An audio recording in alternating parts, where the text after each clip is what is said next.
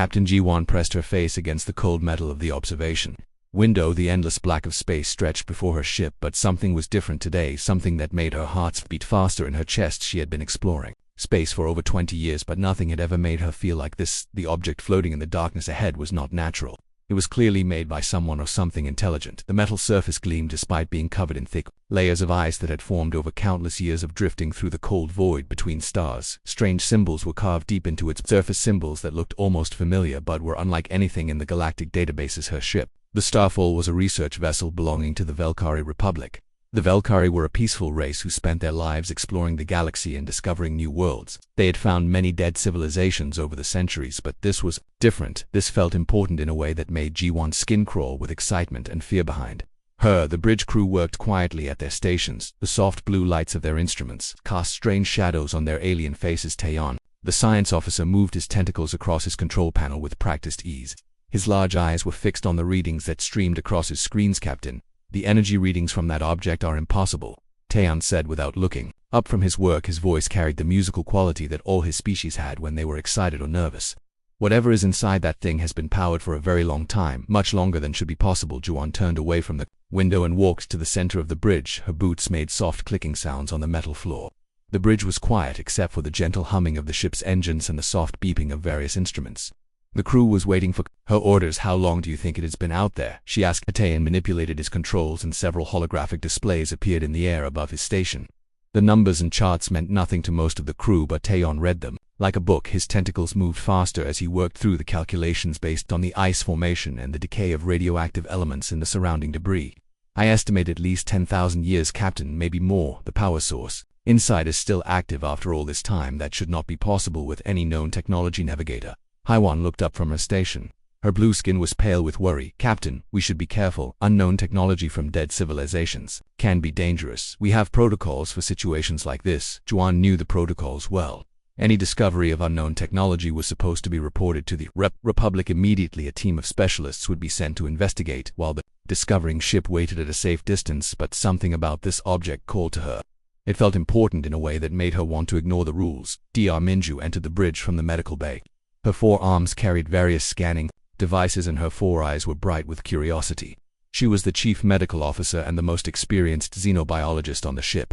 If anyone could figure out what they had found, it would be her. Captain, I have been monitoring the object from the medical bay, she said as she approached. The readings are fascinating. There are clear signs of life inside. Very faint, but definitely there's something is alive in that thing. The bridge fell silent. Everyone stared at Dr. Minju in shock. A living being inside an object that had been drifting through space for thousands of years was impossible. Life support systems could not last that long. Even the most advanced stasis technology they knew about could only preserve life for a few centuries. At most. Are you certain? Ji-won asked. Minju nodded firmly. The life signs are weak but stable. Whatever is in there has been in some kind of deep sleep. The preservation method is far beyond anything in our databases, Captain. This could be the discovery of a life. A time. Ji-won walked slowly around the bridge looking at each member of her crew. These were good people who trusted her judgment. They had followed her through dangerous nebulae and unexplored star systems. They deserved to have a captain who made smart decisions, but they also deserved to be part of something important. Security Chief Kang Ho entered the bridge.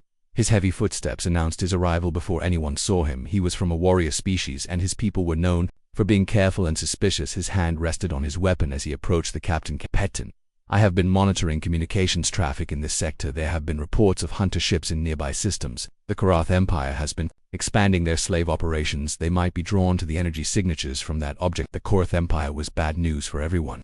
They were a collection of species that survived by raiding and enslaving others. Their hunter ships were feared throughout this part of the galaxy. They took anything and anyone they could sell and destroyed what they could not use. Guan felt the weight of command pressing down on her shoulders. She could play it safe and call for backup, but backup would take weeks to arrive, and by then word might leak out. Other ships might come looking for the object. The chance for first contact with whatever was inside might be lost forever. On the other hand, if she brought the object aboard her ship and something went wrong, her entire crew could be killed. The unknown technology might be a weapon or a plague or something even worse. The safe choice was to wait, but safe choices rarely led to great discoveries. Bring it aboard. She ordered. Use maximum containment protocols, full isolation shields around the cargo bay, and constant monitoring from the medical bay. If anything goes wrong, we jettison it immediately. The crew moved with practiced efficiency. Even though they were surprised by her decision, they trusted her judgment. Cargo bay doors opened, and the ship's tractor beams reached out to grab the mysterious object. The ancient pod was slowly pulled inside the ship like a fish being reeled in. by a patient angler as the object settled onto the cargo bay floor. Ji-won could feel the ship's engines working harder to compensate for the additional mass. The thing was heavier than it looked, and the metal it was made from was denser than anything in their databases. Dr. Minju rushed to the cargo bay with her full array of medical scanning equipment. She worked quickly to analyze the object while it was still sealed. Her readings confirmed what she had detected from the medical bay. There was definitely something alive inside, Captain. The containment field is holding steady, Taeyeon reported from his station. The object is not emitting any harmful radiation or dangerous particles. The energy source appears to be some kind of advanced fusion reactor, but the design is completely unknown. Ji-won joined Dr. Minju in the cargo bay. The object looked even more impressive up close. The metal surface was covered in intricate patterns and symbols that seemed to shift and change. When she was not looking directly at them, the ice that covered it was slowly melting in the warmer atmosphere of the ship. Doctor, what can you tell me about the life form inside? Minju moved her scanners over the surface of the pod. The readings were unlike anything she had ever seen. The life signs were steady but incredibly faint, as if the being inside was barely alive. The body temperature was far below what most species could survive. But somehow this being was not dead. It appears to be in some kind of suspended animation. She said the biological processes are slowed to almost nothing, but they are still functioning. The preservation technique is remarkable, Captain. I have never seen anything like it. Can we open it safely? Minju hesitated as she studied her readings. The containment systems appear to be automated. They are designed to open when certain conditions are met. I believe we can safely wake whatever is inside, but Captain, we have no idea what we might be dealing with. Ji-won stared at the ancient pod and felt the weight of history pressing down on her. This being had been asleep longer than her entire civilization had existed. It had seen things and known things that were lost to time. It might hold the answers to questions it did not even know to ask, or it might be the most dangerous thing they had ever encountered. Do it, she said, but keep security teams ready and maintain full containment protocols. As Dr. Minju began the process of opening the pod, Ji-won wondered if she was making the right choice. In a few minutes, they would wake something that had been sleeping for thousands of years, and everything would change forever. The question was whether that change would be for better or worse.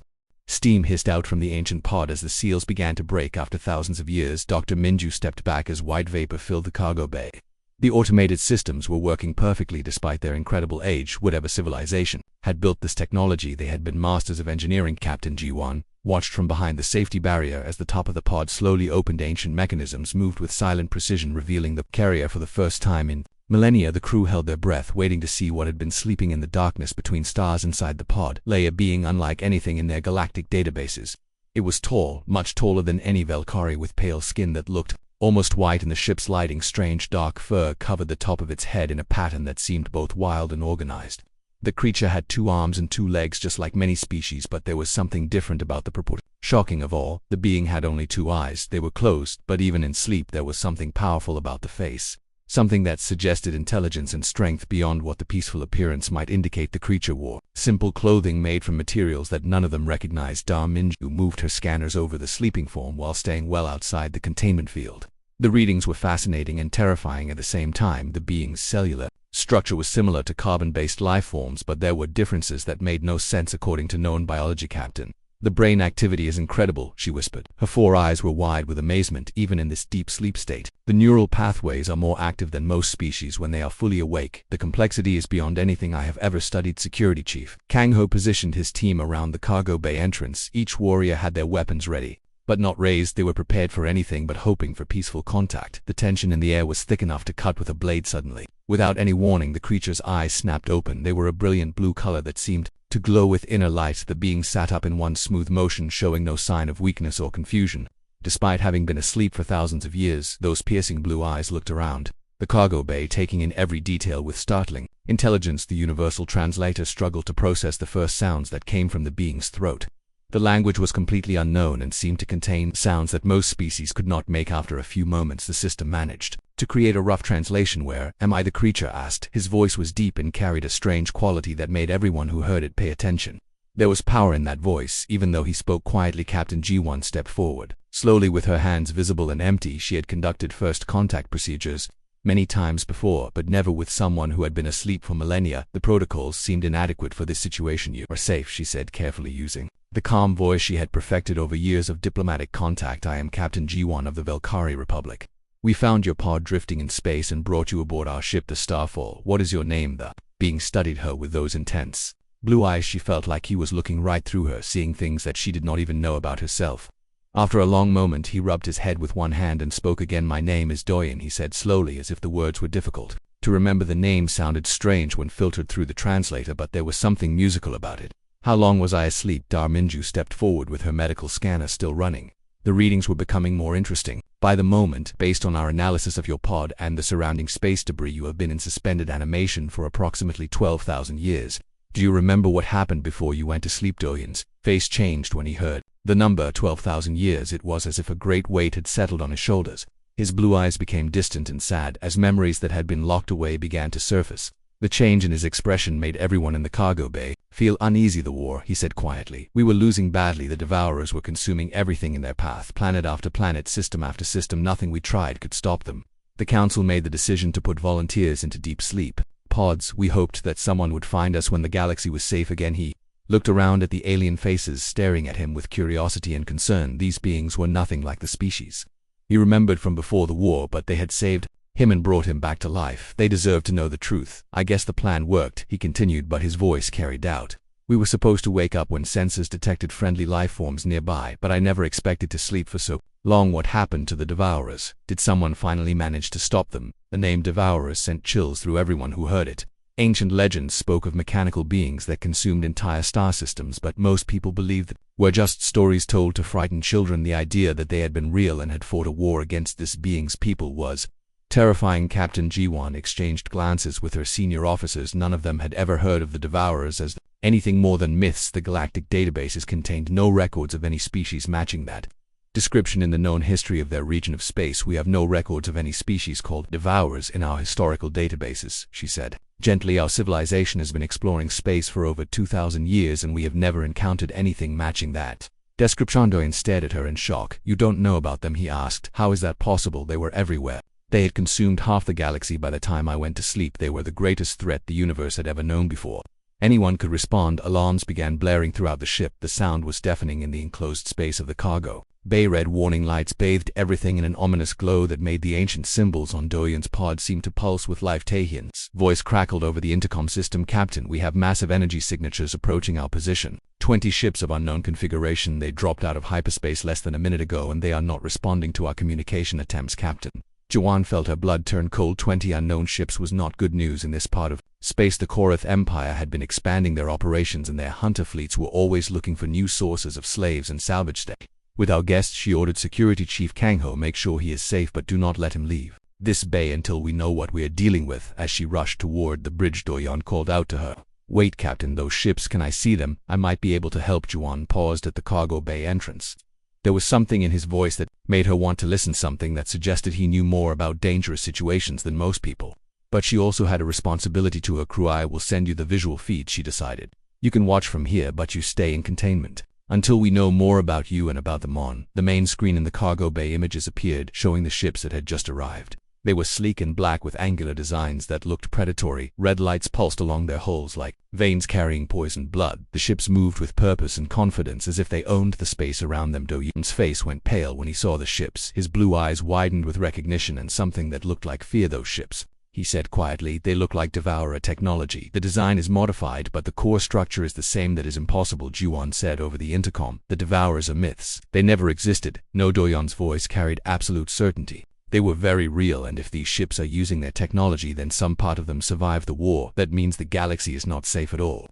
It means the nightmare never really ended. The lead ship opened communications and a reptilian face appeared on the screen. Scales gleamed with oil and rows of sharp teeth showed when the creature spoke. Valkyrie vessel, you will surrender your cargo and crew immediately. We claim salvage rights on whatever you found in that debris field. This is sovereign Valkyrie space. Captain Jiwan replied firmly. You have no legal authority to make demands here. The alien commander laughed, showing even more of those predatory teeth. Authority comes from strength. Little explorer, you have exactly 30 seconds to comply before we take your ship apart piece by piece and sort through the wreckage for anything valuable in the cargo bay. Doyen was studying the tactical display with eyes that seemed far too experienced for someone who had just woken up from a long sleep. The way he analyzed the enemy formation suggested knowledge of warfare that went beyond anything a civilian should. No, Captain, he said urgently, I need you to do something that will sound crazy, but you have to trust me. Lower your shields completely. Lijuan stared at the communication screen in disbelief. Did you just suggest that I make my ship completely defenseless against 20 hostile vessels? Yes, he replied, and there was something in his voice that made everyone stop and listen. Trust me, they won't be able to hurt you, but you have to lower the shields right now. Captain Juan stared at the communication screen where Doyan had just asked her to do the impossible. Lower the shields when 20 hostile ships were pointing their weapons at her crew. The request was so crazy that for a moment she thought the translation system had made an error. Are you completely insane? She asked through the intercom. They will destroy us the moment our defenses go down. Those are Korth hunter ships. They are known throughout the galaxy for their brutality in the cargo bay screen. Doyan remained calm despite the desperate situation around him. His blue eyes were focused on the tactical display showing the enemy ships moving into attack formation. There was something about his expression that suggested he had seen situations like this before many times. Captain, I know this sounds impossible, but you have to trust me, he said quietly. Those ships are using modified Devourer technology. I spent years fighting against the original versions. I know their weaknesses better than anyone in this galaxy. The hunter commander on the main screen was growing impatient. His reptilian features twisted with annoyance as he watched the Valkyrie ship maintain its defensive position. 15 seconds remaining, little explorer, he hissed. Make your choice quickly or we will make it for UDR. Minju watched her medical scanners as they monitored Doyan. The readings were becoming more unusual by the second. His brain activity was increasing rapidly and there were energy patterns forming around his body that her instruments could barely detect. Captain, something is happening to our guest, she reported over the intercom. The energy readings from his location are climbing beyond anything I have ever. Rico Dejuan looked at her bridge crew. Each face showed the same mixture of fear and confusion that she felt. None of them wanted to lower the shields, but there was something about Ojan's voice that made her want to believe him. The certainty in his tone suggested knowledge that went far beyond what any normal person should possess. Security Chief Kangho positioned his warriors around the cargo bay ready for anything. His people were trained to handle dangerous situations, but this was beyond their experience. A single being asking them to trust him against 20 warships was not something covered in any manual. The hunter ships were powering up their weapons systems. Energy signatures spiked as crimson beams prepared to fire. The lead vessel had stopped communicating and was clearly preparing to follow through on its threat. The next few seconds would determine whether the Starfall survived or became another piece of space debris. Against every instinct she had developed over 20 years of command, Captain Juan made her decision. Lower shields, she ordered her crew. The bridge crew hesitated for a moment before following orders. They had served under Juan long enough to trust her judgment, even when that judgment seemed to lead toward certain death. The defensive barriers around the ship flickered and died, leaving them completely vulnerable. The hunter ships opened fire immediately. 20 crimson energy beams lanced through space toward the defenseless Valkyrie vessel. The combined firepower was enough to vaporize a small moon, and there was nothing between the deadly energy and the ship except empty space. Then something impossible happened. Energy beams stopped in midair, as if they had struck an invisible wall. The crimson light hung frozen in space like deadly lightning that had been captured and held motionless. The attacking ships continued to fire, but their weapons had no effect. The energy simply accumulated in front of the Starfall, creating a brilliant red cloud of contained destruction in the cargo bay. Doyan stood calmly at the center of a growing sphere of blue light. His eyes were glowing with the same color, and energy patterns danced around his body like living things. The ancient symbols on his pod were responding to his presence, glowing with the same blue radiance. Now watch, he said quietly. The accumulated energy from the hunter weapons suddenly reversed direction. The crimson beams that had been frozen in space turned around and streaked back toward their sources with twice their original power. The modified Devourer technology that the Korath ships relied on was being turned against them by someone who understood it better than its current users. Explosions bloomed across the enemy fleet as their own weapons struck their hulls. 3 ships were destroyed instantly, their armor cracking like eggshells under the impact of their own firepower. The remaining vessels spun wildly out of control as their weapon systems overloaded, and their engines struggled to compensate for the unexpected energy feedback. The hunter commander appeared on screen again, but now his arrogant expression had been replaced by panic and confusion. His ship was the largest and best defended in the fleet, but even it was showing signs of serious damage. Warning lights flashed behind him and his crew shouted reports of system failures. What are you? The reptilian commander demanded, his voice cracking with fear. What kind of being can turn our weapons against you? Doyan stepped closer to the communication pickup. His calm demeanor had not changed despite the incredible display of power he had just demonstrated. The blue light around him was fading, but his eyes still glowed with inner fire. I'm human, he said simply, and you are using technology that my people died fighting against. You dishonored their memory by turning Devourer weapons into tools of slavery and conquest. The hunter commander stared at him with wide eyes filled with terror. Human, he whispered, that is impossible. Humans are myths, ancient stories told by primitive species. There are no humans left in the galaxy. Doyan looked at him with ancient eyes that had seen the rise and fall of civilizations. Apparently I am the last of my kind, he said, but that does not mean I will allow you to continue using corrupted Devourer technology to harm innocent people. The remaining hunter ships were trying to retreat, but their engines were still malfunctioning from the energy feedback. Several vessels were drifting helplessly while their crews worked frantically to restore power. The carefully planned attack had turned into a complete disaster in less than a minute. Captain Ji-won found her voice after several moments of stunned silence. "What are you?" she whispered. "How did you do?" Fat Do-yoon turned to look at her through the cargo bay cameras. The blue glow had completely faded from his eyes, but the memory of that power remained burned into everyone who had witnessed it. "I am what my people became when we were forced to evolve or die," he explained. "The war with the Devourers lasted for centuries," he continued. "They consumed energy in all its forms, physical, electrical, even life force itself to fight them. Humans had to learn to manipulate energy directly. We called it the gift, but it came at a terrible price." Navigator Haiwan checked her instruments to make sure the hunter ships were really retreating. The enemy vessels were limping away from the battle zone, their formation completely broken. Several ships were trailing atmosphere and debris, showing the extent of the damage they had suffered. "They are withdrawing, Captain," she reported, but her voice carried disbelief at what she had just witnessed. "I am reading massive system failures across their entire fleet. They will not be threatening anyone for quite some time." Da Minju was still staring at her medical readings. The energy patterns she had detected from Do-yeon were unlike anything in known science. His cellular structure appeared normal, but clearly there were aspects of human biology that her instruments could not measure. "The gift." Taeyeon repeated the phrase, as if testing how it sounded. "What exactly does that mean? What can you?" Do-yeon looked tired suddenly, as if the display of power had drained him more than he wanted to admit. "Energy manipulation," he said simply. "I can redirect it, absorb it, or release it in different forms. What you saw was basic level defensive techniques, nothing compared to what the masters could accomplish. Basic level security." Chief Kang-ho stared at him in amazement. "You destroyed 3 warships and disabled 17 others, and you call that basic compared to stopping a Devourer fleet?" "Yes, it is basic," Do-yeon replied sadly. "The final battle at the Galactic Core required every human with the gift to join together in ways that I cannot even describe to you. The power we unleashed that day tore apart reality itself." Captain Ji-won felt a chill run down her spine as she began to understand what they had discovered. This being was not just the last survivor of an ancient civilization. He was a weapon of unimaginable power, sleeping in space for thousands of years, waiting for someone to wake him up. "What happened to your people?" she asked quietly. "Why are you the only one left?" Do-yeon's expression became infinitely sad as he remembered things that had been lost to time.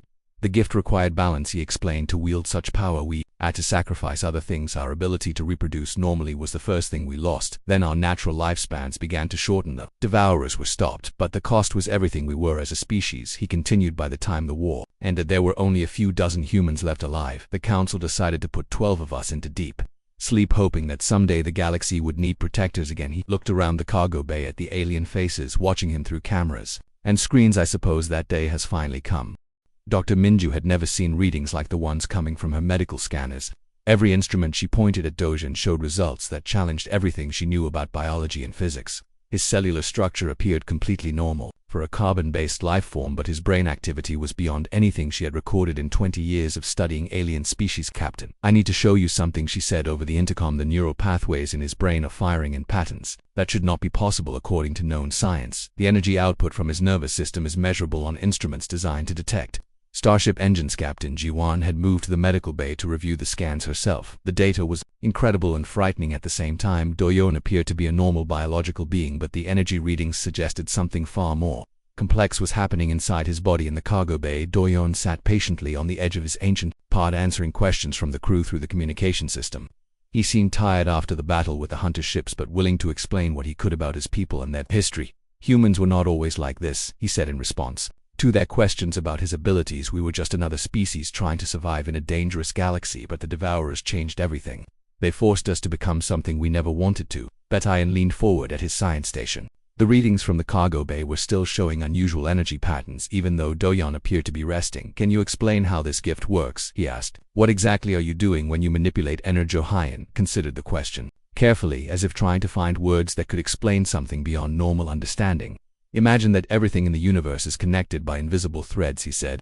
"Energy, matter, even thoughts and emotions, everything influences everything. Else most species can only interact with these connections in very limited ways," he continued. "But humans learn to see the threads and touch them directly.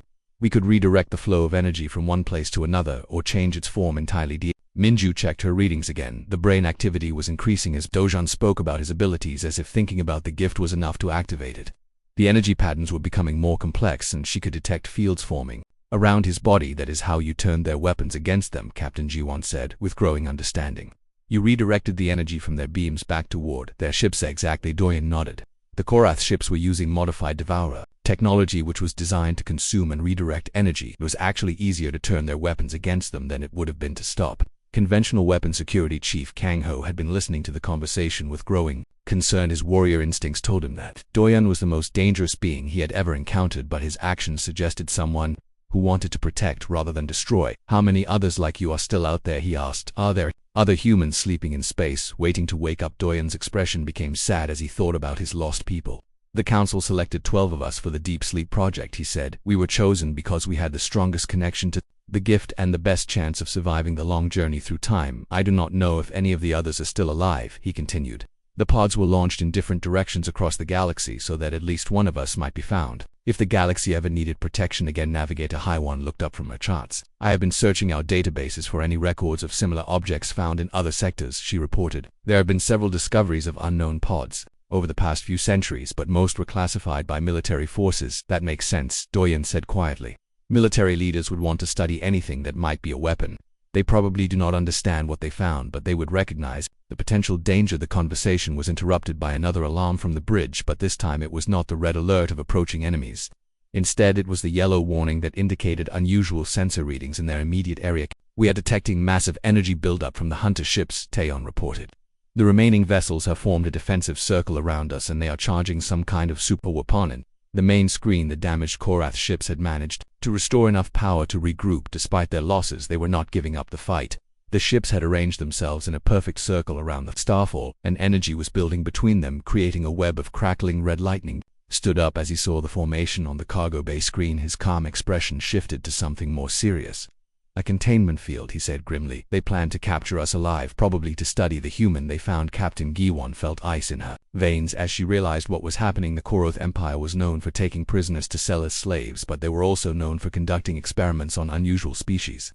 A living human with impossible abilities would be worth more than entire star systems. To the right, Bioscan. "You stopped them like you did before," she asked. Do-hyun shook his head slowly. "This is different," he explained. "Containment fields work by creating a stable energy matrix that traps everything inside. Redirecting the energy would only strengthen the field. I would need to use a different approach." "What kind of approach, Security Chief?" Kang Ho asked, though he was not sure. He wanted to know the answer, the kind that shows them why humans were feared even by the Devourers. Doyan replied. His eyes were beginning to glow with blue light again, but this time the energy felt different, more focused and far more dangerous. Dorminju watched her instruments as the readings climbed beyond anything she had recorded. Before whatever Dojan was preparing to do, it was going to dwarf his previous display of power.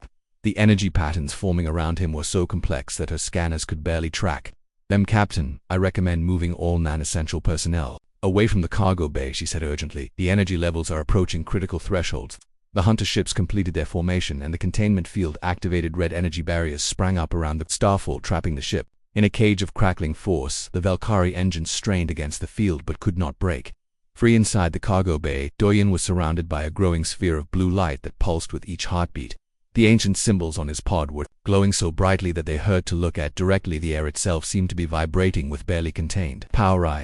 "I'm sorry you have to see this," he said quietly to the crew, watching through their cameras, "but some lessons can only be taught through demonstration." The hunter commander appeared on screen again, his reptilian features twisted with cruel satisfaction. "Now you are trapped, little explorer," he said. "Your mysterious human cannot help you escape from a containment field." Doyan looked directly at the communication pickup, his glowing eyes seeming to stare right through the screen at the Korath commander. "You are using technology you do not understand," he said calmly, "against someone who helped create the principles it operates on." The commander laughed, showing his sharp teeth. "Impossible. Human civilization fell long before the Devourers were destroyed. You cannot know anything about technology this advanced." "Watch carefully," Doyan said as the blue light around him intensified, "and learn why the Devourers themselves feared what humans could become." The energy buildup reached a critical point, and something fundamental shifted in the space around the starfall. The containment field that had trapped them began to fluctuate as if something was interfering with its basic structure.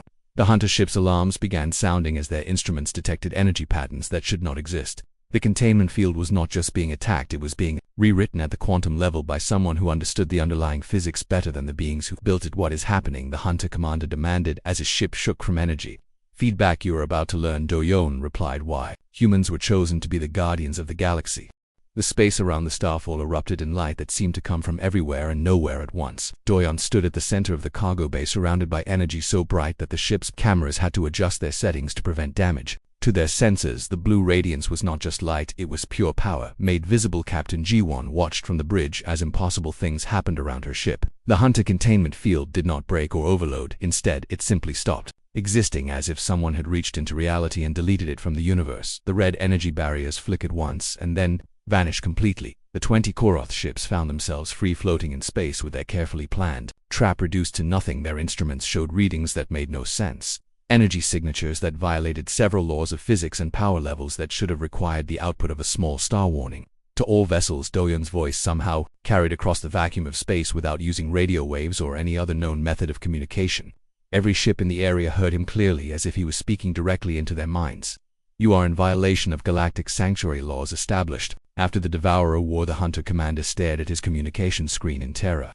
The being he had dismissed as a myth was addressing his entire fleet, simultaneously using technology that did not exist in any database. His scaled hands shook as he tried to process what was happening. "Withdraw immediately or face the consequences," Doyon continued, his voice carrying absolute authority. "You have 60 seconds to begin retreat to your own territory." The reptilian commander found his voice after several moments of stunned silence. "You are just one being," he said, but his words lacked the confidence he had shown earlier. "We are the Koroth Empire. We have conquered dozens of star systems. We do not retreat from anyone." "Then you have chosen poorly," Doyon replied. "What happened next would be remembered in galactic history for thousands of years." Doyon did not attack the Hunter ships in any conventional sense. Instead, he did something far more terrifying. He reached across space and simply turned off their engines. 20 warships that had been maneuvering for attack suddenly found themselves drifting helplessly. Their main engines went silent, their maneuvering thrusters stopped responding, and their backup power systems failed simultaneously. The ships became 20 floating metal coffins in the span of a single heartbeat. But Doyon was not finished. He reached into each vessel and deactivated their weapons systems, their defensive shields, their life support systems, and their emergency beacons. One by one, every system that kept the ships functional and their crews alive simply stopped working. The Hunter crews found themselves trapped in darkened ships with no power, no air recycling, and no way to call for help. Their confident formation had become a collection of dead hulks drifting in the void. The only light came from emergency chemical sources that would last for perhaps an hour. Then, as calmly as someone turning on a light switch, Doyon turned everything back on, flowed back into the ships as if it had never been gone. Engines hummed to life, weapons came online, and life support systems began functioning normally again. The crews found themselves exactly where they had been before, but with the knowledge that their lives had been in the hands of a being who could control their technology with a thought. "Now you understand," Doyon said, his voice carrying across space to reach every member of every crew. "You exist because I allow it. Your ships function because I permit it. Your weapons operate because I choose not to stop them." The Hunter commander was no longer the arrogant predator who had demanded surrender. His reptilian features were pale with terror, and his voice shook when he tried to speak. "What do you want from us?" he whispered. "I want you to remember this moment," Doyon replied. "I want you to return to your empire and tell them that the galaxy is under protection again. Tell them that humans may be gone, but their laws still stand." Blue light around Doyon began to fade as he continued speaking. "Any species that uses Devourer technology to harm innocent people will face judgment. Any empire that builds its wealth on slavery and conquest will be stopped. The age of predators is ending." The Hunter ships began moving away from the starfall without waiting for orders from their commander. Self-preservation overrode military discipline as crews who had never known fear discovered what it meant to be completely helpless. One by one, the vessels jumped to hyperspace, fleeing as fast as their engines could carry them. In the cargo bay of the starfall, Doyon sat down heavily on the edge of his ancient pod. The incredible display of power had taken more out of him than he wanted to admit. The energy patterns around his body faded to nothing, and his eyes returned to their normal blue color. Captain G1 stared at him through the communication screen, trying to process what she had just witnessed. "You are not just the last human, are you?" she asked quietly. "You are something more than that." "I am a guardian," Doyon said simply. "When my people realized they were dying out, they chose 12 of us to sleep in deep space. We were meant to wake up when the galaxy needed protection again." He looked out at the stars through the cargo bay viewport, his expression filled with ancient sadness. "The gift came with a price," he explained. "Every human who developed the ability to manipulate energy lost something else in return. We became powerful, but we also became disconnected from normal life." "What will you do now?" Dr. Minju asked. The medical readings showed that he was exhausted but stable. The energy patterns in his brain were still more active than any normal species, but they were settling into more stable configuration. Dooney considered the question for a long moment.